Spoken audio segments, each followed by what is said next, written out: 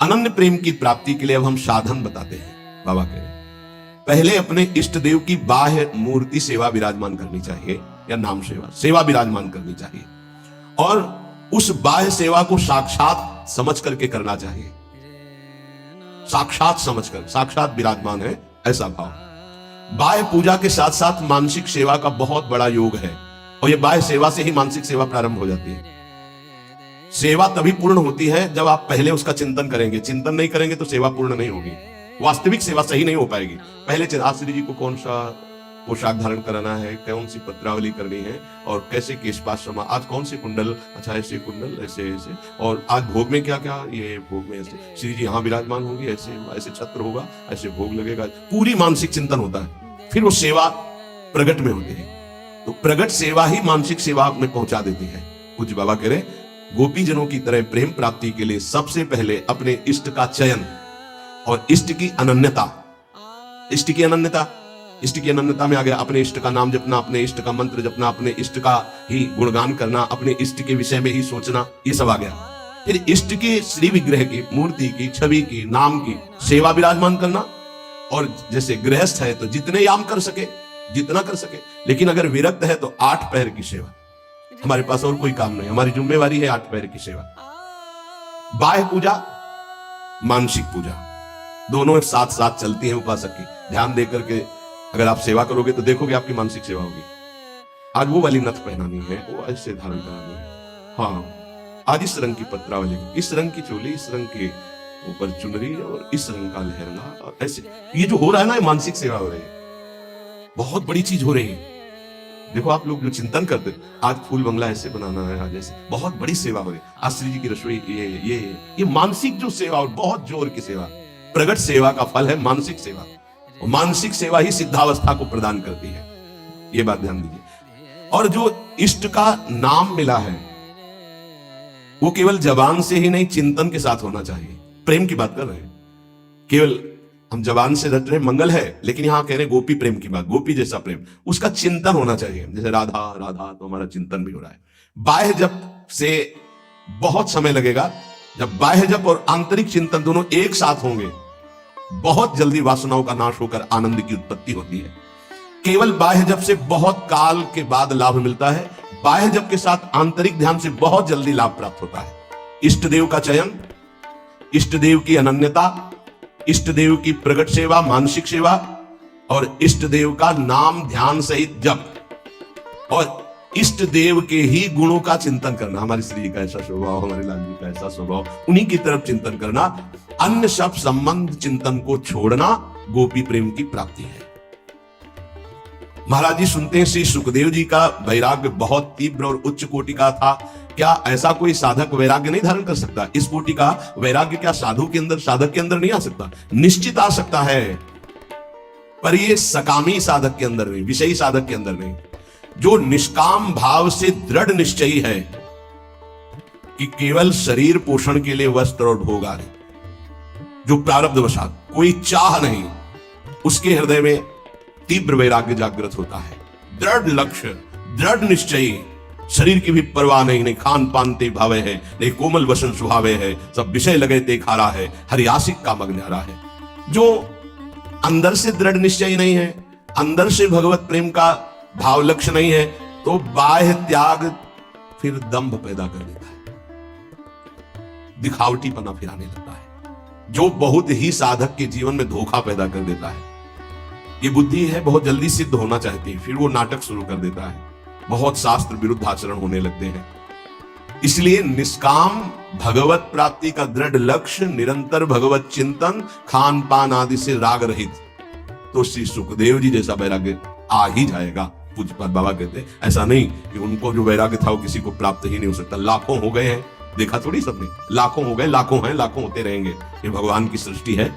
जैसे जड़ भरत जी की स्थिति आई, उनसे ऊंची ऊंची स्थिति के ज्ञानी महापुरुष देखे गए, उनसे ऊंची स्थिति के ज्ञानी महापुरुष देखे गए, पर चर्चा उनकी गाई गई है, भगवान ऋषभदेव जी के पुत्र है, लेकिन ऐसे लाखों जड़ भरत हो चुके, लाखों होंगे। ये भगवान की सृष्टि, ऐसे ऐसे महापुरुष ब्रह्मबोध संपन्न देखे गए, जिन बिल्कुल निरपेक्षता की मूर्ति, निरपेक्षता की मूर्ति।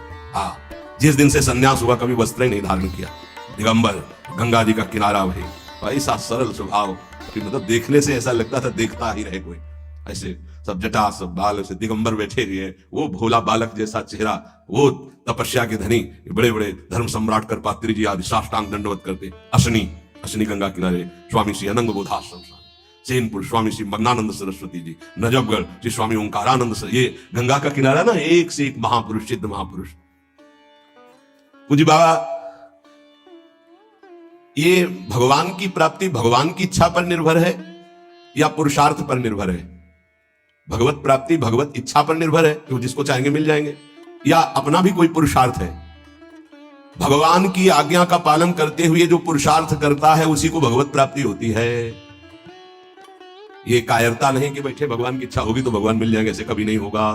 देखो जो वर्णन कर रहे हैं महापुरुष, भगवान की आज्ञा का पालन करते हुए भगवत प्राप्ति के लिए बहुत प्रयासशील, जितनी हम में सामर्थ्य है, निश्चित उसको ही भगवत प्राप्ति होती है।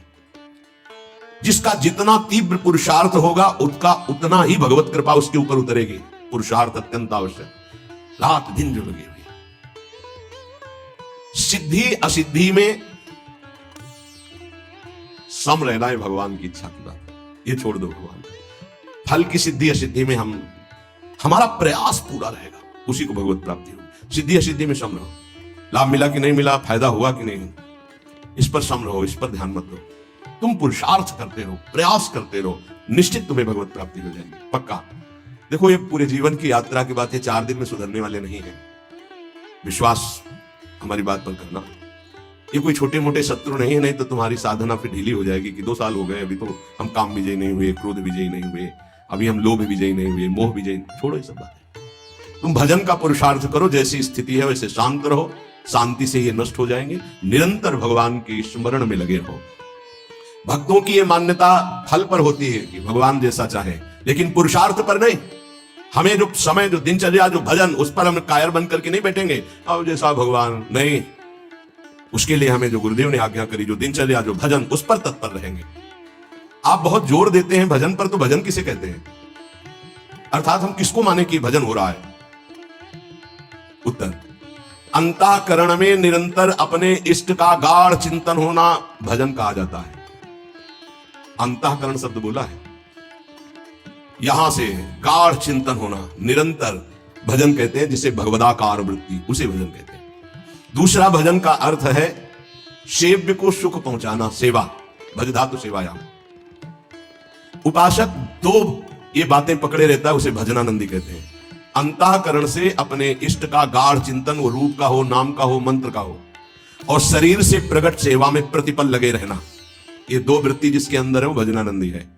सेवा में, चाहे वो गृहस्थी की सेवा हो, व्यापार हो, नौकरी हो, किसानी हो, या विरक्ति की सेवा में, जो भी सेवाएं हैं, शरीर से प्रतिपल सेव्य को सुख पहुंचाने के लिए सेवा, और हृदय से प्रतिपल आराध्य देव का स्मरण, इसी का नाम भजन है। और यही भजन परमानंद प्रदान करता है, यही भजन महापुरुष बना देता है, यही सेव्य के समान कर देता है। प्रभु सेव्य है, प्रभु के समान कर, ब्रह्मविद ब्रह्मयु भवति। तो भजन क्यों करना चाहिए? अपना कमाते हैं, खाते हैं, जी रहे, क्यों भजन करें? भजन इसलिए करना चाहिए कि हम अवगुणी हैं जन्म जन्मांतर से, अवगुण छोड़ने के लिए। हमारे अंदर बड़ी नीच वासनाएं हैं, उन वासनाओं का नाश करने के लिए। हम बड़े हीन विचार वाले हैं, उन विचारों का नाश करने के लिए। हमें हर तरफ से दुख ने घेर रखा है, उस दुख का नाश करने के लिए, जन्म मरण से छूटने के लिए ये हमें भजन करना है। हम जिसका भजन करते हैं उसके सारे सद्गुण हमारे अंदर आ जाते हैं। अतः हमें नाशवान वस्तु व्यक्ति का भजन नहीं करना, अविनाशी का भजन करना है। वो है श्री भगवान। भजन करने से सबसे बड़े भगवान है तो सबसे बड़ा बन जाता है। ये दीनहीन विचार, ये दुख, ये दुविधा, ये संशय, दरिद्रता, जन्म मरण, ये सब कूड़ा करकट खत्म हो जाता है। इसलिए भजन करना अत्यंत आवश्यक है। भजन करना अत्यंत आवश्यक है। इससे विशेष लाभ क्या होता है? भजन से विशेष लाभ यह होता है कि जहां से हम बिछुरे थे वहीं हम पहुंच जाते हैं। कहां से बिछुरे हैं? प्रभु से। ममैवांशो, कितना गलत हो गया है। भगवान ऐसा लगता कोई और है, और संसार लगता ये मेरे, और वो कहते ममैवांशो, वो मेरे पिता है, मेरे स्वामी, मेरे प्रीतम, मेरे सब कुछ, और उनको मैं भूल गया। ये बात जानने के लिए जब हम भजन करते हैं तो हमारे हृदय में आ जाता है कि हमारे प्रभु है। फिर जो सुख प्राप्त होता है वो कभी किसी लोक और भोग में नहीं प्राप्त होता। प्रेम स्वरूप हमारे इष्ट है तो हमारा प्रेम स्वरूप जागृत हो जाता है। भजन का लाभ है भगवान से बिछुड़े थे भगवान से मिल जाना। अगर भजन ना करे तो, पहले कहा भजन क्यों करना चाहिए, अब कह रहे हैं अगर भजन ना करे तो, अगर भजन नहीं करोगे तो विषय फंसा लेंगे, काम क्रोध लोभ मोह मद, और तुम्हारी दुर्गति कर देंगे। ये क्षण भंगुर विषयों का चिंतन होगा, क्षण भंगुर विषयों का भोग होगा तो तुम्हें एक क्षण भी सुख का अनुभव नहीं होगा, दुख ही दुख तुम्हें घेर लेगा। अतः निरंतर भजन करने के लिए इसीलिए कहा जाता है कि कोई विषय चिंतन न बने, कोई विषय क्रिया ना हो, कोई विषय हमें दुख में फंसा ना पावे। सबसे बड़ा लाभ निरंतर भजन है। भजन करने का अधिकारी कौन है? बहुत बड़े ज्ञानी प्रश्नकर्ता श्री अखंडानंद सरस्वती। भजन करने का अधिकारी कौन है बाबा? सब भजन करने के, सबका अधिकार है भजन करने। बाल बच्चा कोई भी, पुरुष नपुंसक नारीवा जीव चराचर कोय, सर्वभाव भज कपट तरी मोहि परम प्रिय सोय। बाबा ये भजन करने वालों में भी पाप कर्म देखे जाते हैं, ये क्यों नहीं छूटते हैं? भजन तो सब पापों का नाश कर देता है, फिर भजन करने वालों से पाप कर्म क्यों नहीं छूटते? क्योंकि वो सही भजन नहीं करते। बहुत ध्यान से समझना, वो विषय चिंतन करते हैं, विषय भोग करते हैं, उस समय भजन छोड़ देते हैं, जिससे पाप बनता है, भजन में अरुचि होती है। हम इसीलिए तो कह रहे हैं निरंतर भजन करो, विषय चिंतन मत करो। जो भजन भी करता है और विषय चिंतन और विषय भोग भी करता है, उसको जन्म जन्मांतर लग जाएंगे, बाबा कह रहे हैं। क्योंकि जन्म जन्मांतर इसी से होते चले आ रहे हैं, बार बार विषय चिंतन, बार बार विषय भोग। इसीलिए तो हम कहते हैं भैया एक जन्म का सारा मेहनत समय इस बात में लगा लो कि विषय चिंतन न होने पावे, पाप कर्म न होने पावे, भजन बन जाए। हम अगर एक जन्म प्रभु को दे देते तो अनंत जन्मों की बिगड़ी बन जाती, तो घाटा थोड़ी है, लाभ ही लाभ है। जितना समय भजन नहीं करेंगे उतना समय मन विषय चिंतन करेगा और आपके द्वारा पाप कर्म हो ही जाएगा। पाप कर्म होगा तो सबसे पहले गुरु में अश्रद्धा होगी, फिर इष्ट भजन में अरुचि होगी। ये उसका लक्ष्य। कहीं भी अपराध करो, वो पहले आपके गुरु संबंध को तोड़ेगा, तभी तुम्हारे ऊपर प्रहार कर सकता है। नहीं, गुरु कृपा पात्र पर प्रहार नहीं कर सकती माया। पहला कार्य करेगी, गुरु संबंध छुड़वाएगी, इष्ट चिंतन छुड़वाएगी। इसलिए हम कहते हैं जितना जितना समय तुम विषय चिंतन में देते हो, अगर वो भी भजन में दे दो तो पाप छूट जाएंगे, नहीं तो पाप कर्म होते रहेंगे, भजन का अनुभव नहीं होगा। कहा जाता है कि भजन करने वाला एकांत सेवन करे, इसका मतलब क्या होता है? क्योंकि हम जब वृत्ति को एक ईश्वर में, प्रभु में लगाना चाहते हैं, यदि हम ज्यादा भजन विरोधी व्यक्तियों का संग करेंगे, व्यवहार करेंगे, खान पान करेंगे, तो हमारी वृत्ति भजन में नहीं लगेगी। हमारा खान पान, हमारा व्यवहार एकांतिक होना चाहिए। कैसा एकांतिक?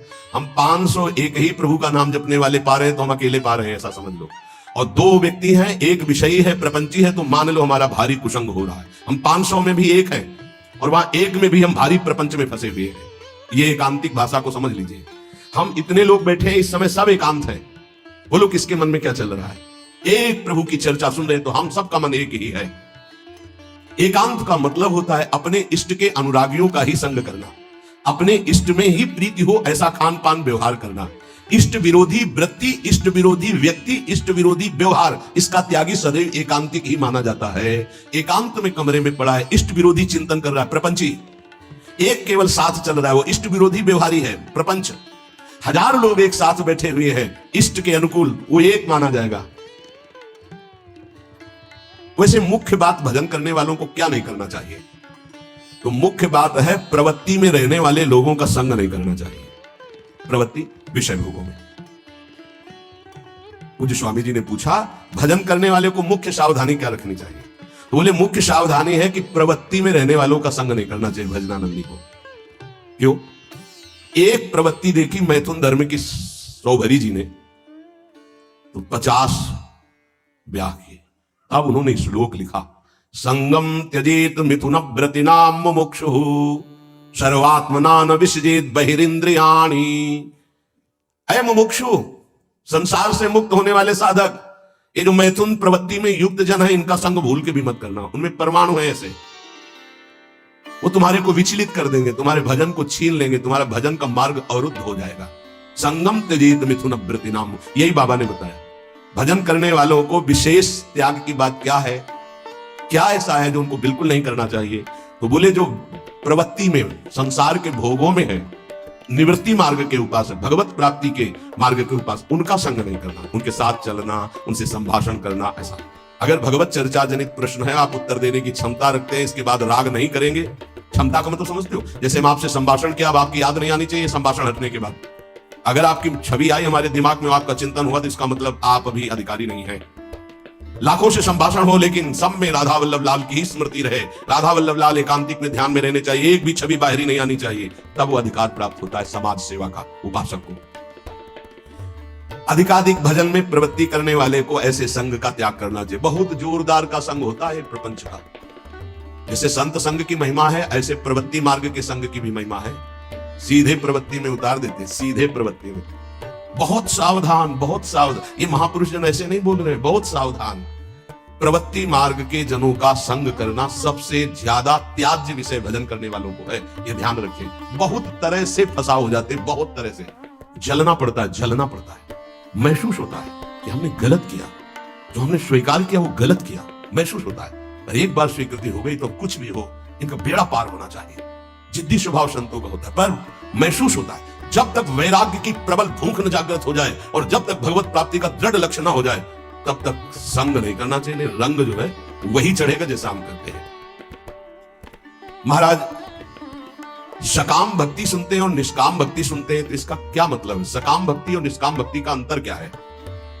जो केवल प्रभु को चाहता है उसे निष्काम भक्त कहते हैं, और जो प्रभु से चाहता है उसे सकाम भक्त कहते हैं। सीधी भाषा में बाबा ने, जो केवल प्रभु को चाहता है वो निष्काम भक्त है, जो प्रभु से चाहता है वो सकाम भक्त है, जो केवल गुरुदेव को चाहता है वो निष्काम भक्त है, जो गुरुदेव से चाहता है अपनी अनुकूलता, अपने लिए सकामता और निष्कामता में लिए। प्रभु से संबंध सिर्फ प्रभु चाहिए, प्रभु का वैभव प्रभु से कुछ नहीं, सिर्फ प्रभु से प्रभु चाहिए। आप चाहिए, आप गुरुदेव से सिर्फ गुरुदेव चाहिए। आप अपने स्वरूप में स्थित हैं, आप अपने स्वरूप का बोध करा दीजिए। जो हम आपकी शरण में हुए हैं, हम आप में तदात्म हो जाए, बस आपसे और कुछ नहीं चाहिए। केवल प्रभु से कोई चाहना, प्रभु से प्यार ना होना सकामियों का लक्षण है।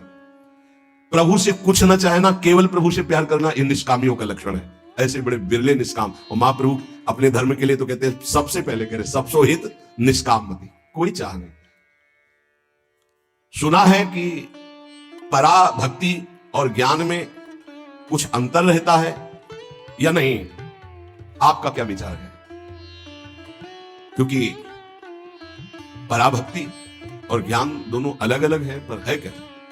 तो हम तो नारायण स्वामी के विचार को ही स्वीकार करते हैं।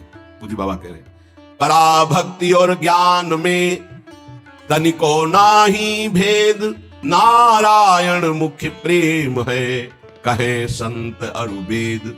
जब पराभक्ति को उपासक प्राप्त होता है तो उसमें शुद्ध ब्रह्म बोध भी रहता है और भगवत प्रेम भी रहता है। ये बड़े आश्चर्य की बात है। गीता जी में तो संकेत रूप में बोध को ही प्रधान कहा। ब्रह्मभूता प्रसन्नात्मा न सोचति न कांक्षति, समा सर्वेषु भूतेषु मद भक्तिम लभते पराम। मेरी पराभक्ति का परम लाभ क्या हुआ कि ब्रह्मभूत हो गया। और बाबा नारायण स्वामी के दोहे से कह रहे कि पराभक्ति में एक चमत्कार विशेष ये होता है कि उसे ब्रह्मबोध भी हो जाता है, आत्मस्वरूप का बोध भी, और भगवत प्रेम भी हो जाता है। पराभक्ति और ज्ञान में तनको ना ही भेद, इतना है कि इसमें मुख्य प्रेम भगवदाकार भी रहता है, स्वरूप बोध भी हो जाता है, जो पराभक्ति को प्राप्त हो जाता है। भगवत प्राप्ति के अनेक मार्ग हैं, एक पुरुष के द्वारा कई मार्गों में नहीं चला जा सकता। इसलिए साधक एक मार्ग का चयन कर ले और अपने गुरु प्रदत्त भजन भक्ति का विस्तार करे, आगे बढ़ाता चला जाए। इतना जरूर ध्यान में रहे कि भक्ति में विषय सुख नहीं है। अगर विषय सुख की आकांक्षा करेगा तो भक्ति अंतर्ध्यान हो जाएगी। ऐसा मान ले कि हमारे भाग्य में नहीं है, मान लो ना, और बड़े भाग्य हैं, कोई भाग्यहीन थोड़ी हो। ये जो विषय सुख है ये तो पापियों को भी प्राप्त है। सुत दारा धन लक्ष्मी पापियों के घर हो, संत समागम हरि कथा तुलसी दुर्लभ। तुम्हारा दुर्भाग्य नहीं है, तुम उससे हंसने के लिए तैयार हो रहे हो, उसके साथ खेलने के लिए तैयार हो रहे हो जो बड़े बड़े मुनियों के भी ध्यान में नहीं आते। तुम्हारे भाग्य ऐसे नहीं है। ध्यान मुनि मन ध्यान धर, थोड़ा अपने लक्ष्य की तरफ। और जब निकस कुंज ठाढ़े भय और भुजा परस्परंस, जब इनको तुम देखोगे तब कैसा होगा? आनंद समुद्र प्रियाप्त। उपासक विषय सुख भक्ति में बहुत बाधक है।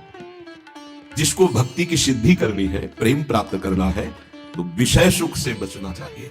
मन में लागी चटपटी कब निरखूं घनश्याम, तो नारायण भूल्यो सभी खान पान विश्राम।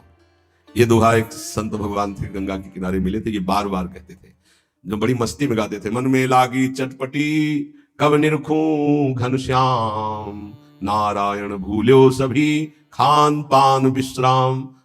विषय सुख भक्ति में नहीं, ब्रह्मादि के भोग सब विश्रम लागता ही, नारायण ब्रज चंद की लगन लगी है जाही। जब विषय सुख का सेवन साधक करने लगता है तो प्रभु का चिंतन छूटने लगता है, प्रभु में सुख नहीं लगता है। ये सबसे बड़ी कमी की बात। अगर आपको भजन करते प्रभु में सुख नहीं लग रहा तो आप कहीं विषय सुख ले रहे हैं, ध्यान दीजिए। जब प्रभु के चिंतन करते करते आपके आंसू निकलने लगे, रोमांच होने लगे, अब सुख आया है। इसलिए कुछ समय तक ये झूठे विषय सुख से बचो, कुछ अच्छा नहीं लगता। सच्ची भगवान वो सब संयोग प्रदान करते हैं, खान पान विश्राम सब, कुछ अच्छा नहीं लगता। जो मन प्रभु के चरणारविंद का आशिक हो जाता है कुछ अच्छा, कोई उसे अच्छा ही नहीं लगता। सच्ची मानिए कुछ अच्छा नहीं लगता। सब कुछ है और कुछ अच्छा नहीं लगता। क्यों? क्योंकि जो वास्तविक अच्छा लग रहा था सब में, वो अनंत ब्रह्मांडों का अच्छा लगने वाला अब अच्छा लगने लगा है, इसलिए अच्छा नहीं लगता। अगर किसी का शरीर अच्छा लग रहा है तो कृष्ण है इसलिए अच्छा लग रहा है, वो अंतर ध्यान हो जाए तो कहां अच्छा लगेगा। किसी वस्तु में आकर्षण है तो कृष्ण का है, और सीधे कृष्ण का आकर्षण हो गया तो कैसे अच्छा लगेगा। इसलिए विषय सुख का त्याग करते हुए, विषयी पुरुषों के संग का त्याग करते हुए, हृदय से निरंतर इष्ट चिंतन और शरीर से अपने कर्तव्य कर्म रूपी सेवा, इसी से भगवत प्राप्ति, इसी से प्रेम प्राप्ति, इसी से तत्व बोध हो जाता है।